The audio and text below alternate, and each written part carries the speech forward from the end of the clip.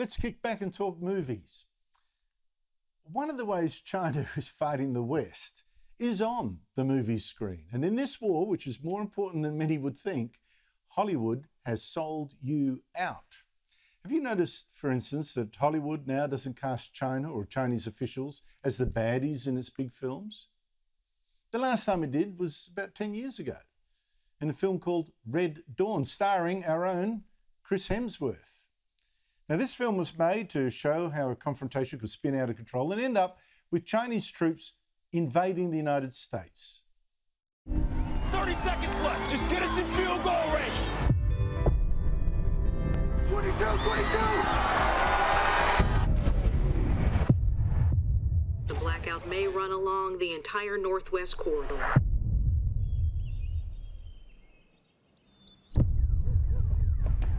What's going on?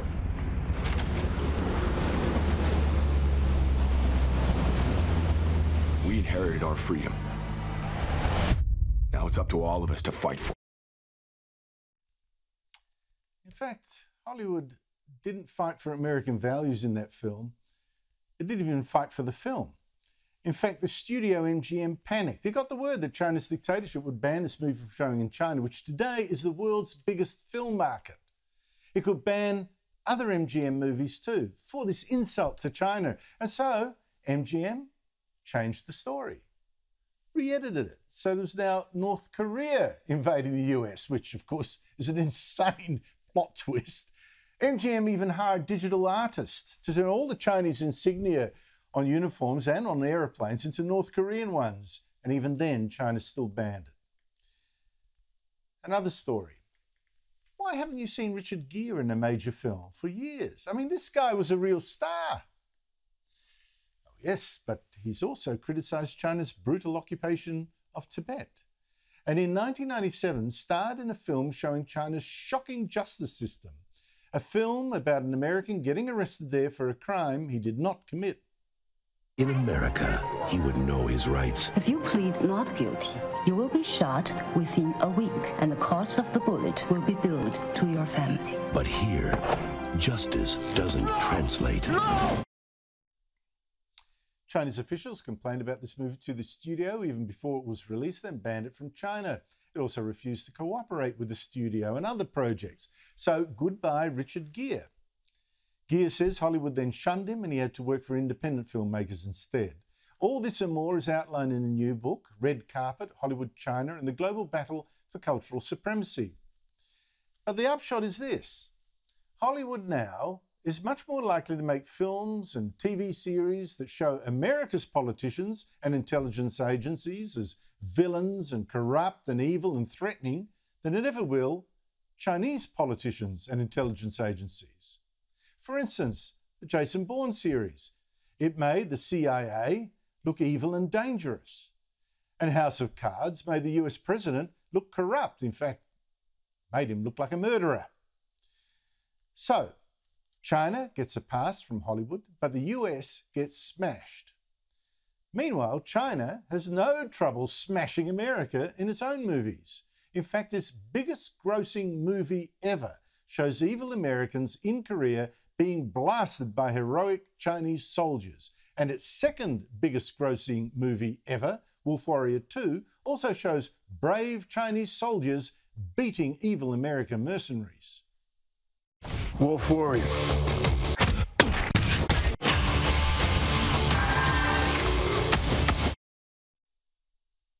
Joining me is Annelise Nielsen, Sky News US correspondent. Annelise, this new book by Eric Schwartzel about Hollywood selling out, has it caused much of a splash?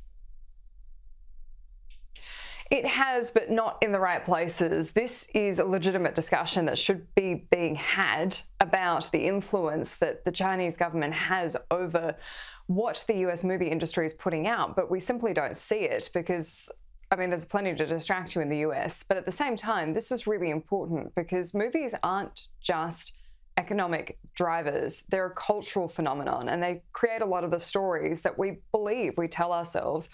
And the best indicator of this, and I know we don't want to start being those people that just compare everything to Nazi Germany at every single turn that we can, but there is very good work of scholarly work about the influence that Nazi Germany had on the film industry in the 1930s, and none of that was around punitive measures. It was all about chasing ambition and money.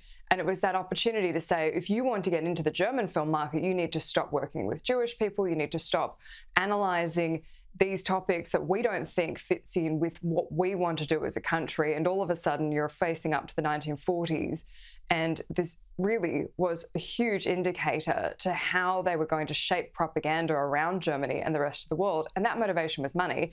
We're seeing the same thing now. We're seeing this with movies that are allowed to be released from the US into China.